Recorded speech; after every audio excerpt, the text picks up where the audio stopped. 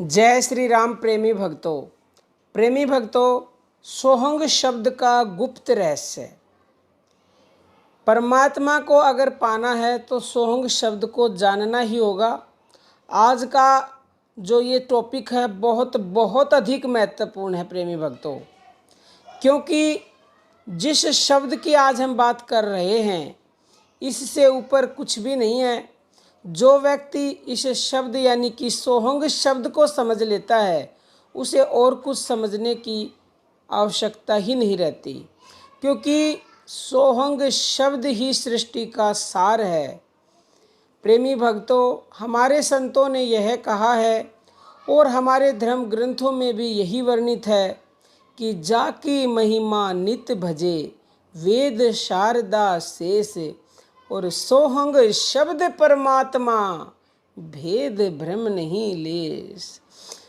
इस दोहे के एक एक शब्द पर ध्यान दीजिए भक्तों।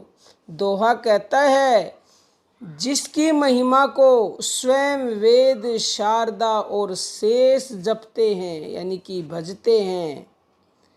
आगे यह लिखा है कि वही सोहंग शब्द परमात्मा है, जिसकी महिमा को वेद शारदा और महेश और शेष भजते हैं। तो प्रेमी भक्तों, संतों ने सोहंग को नहीं, सोहंग शब्द को परमात्मा कहा है, यानी कि सोहंग के अंदर वह शब्द है जिसको परमात्मा कहा गया है।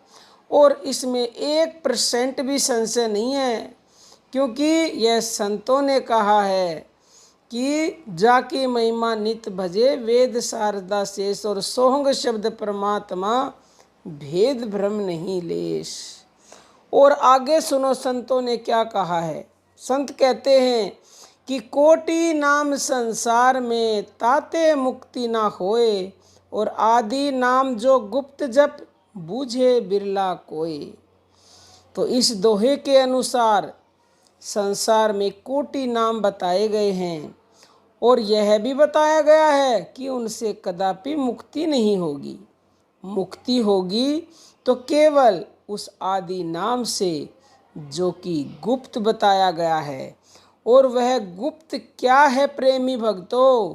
गुप्त वही है जो सोहंग के अंदर है, जो शब्द है, जिस शब्द को परमात्मा कहा गया है वही गुप्त है, वही आदि नाम है, वही सार नाम है, वही अखंड है, अनंत है, अनादि है, सतनाम है, डिवीजन ऑफ लाइट है, नूर इलाही है। उसी को अनेक नामों से पुकारा जाता है प्रेमी भक्तों। यह तो केवल साधकों के लिए इशारा मात्र है, इशारा मात्र।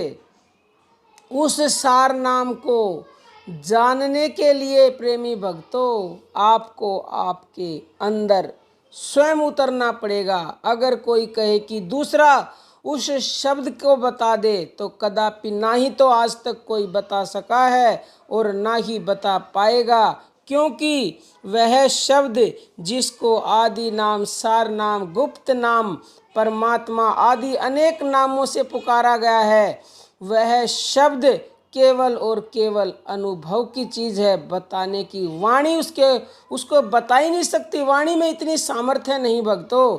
वह शब्द आपके भीतर है और उस शब्द के लिए तुलसीदास जी ने स्पष्ट कहा है कि घट में है सूझे नहीं, लानत ऐसी जिंद तुलसी या संसार को हुआ मोतिया बिंद। तो भक्तों, तुलसीदास जी कहते हैं कि वह घट में है, हमारे अंदर है, उसको हम फिर भी नहीं जानते तो हमारी ज़िंदगी के ऊपर लानत है, लानत। क्योंकि हमारे घर में खजाना गड़ा है और उस खजाने को हम नहीं जानते तो धिक्कार है हमारी ज़िंदगी पे। और आगे लिखा है कि कस्तूरी कुंडल बसे मृग ढूंढे बन माई, ऐसे घट घट राम है जिन्हें दुनिया जानत नाही।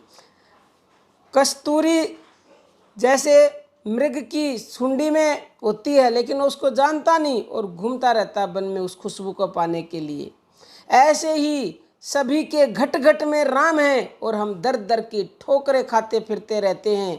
कितनी शर्म की बात है, उस घट घट बसे हुए राम को हम जानते ही नहीं जो हमारे भीतर है। तो प्रेमी भक्तों, आप सभी से विनम्र प्रार्थना है कि उस घट घट में जो राम है, जिसको दुनिया नहीं जानती, उस राम को आप जानने का प्रयास कीजिए। अपने अंदर डुबकी लगाइए। अंदर डुबकी नहीं लगाओगे तब तक उस राम को नहीं प्राप्त कर सकते, उस राम को नहीं जान सकते। उस सोहंग शब्द के अंदर जो परमात्मा, उसको नहीं जान सकते। उसको जानना है तो आप नाम जप शुरू कीजिए, शुरुआत से, वाणी से, फिर उपांशु, फिर मानसिक, फिर प्राण जप, और फिर आप ध्यान यानी कि अपने अंदर उतरने लगेंगे।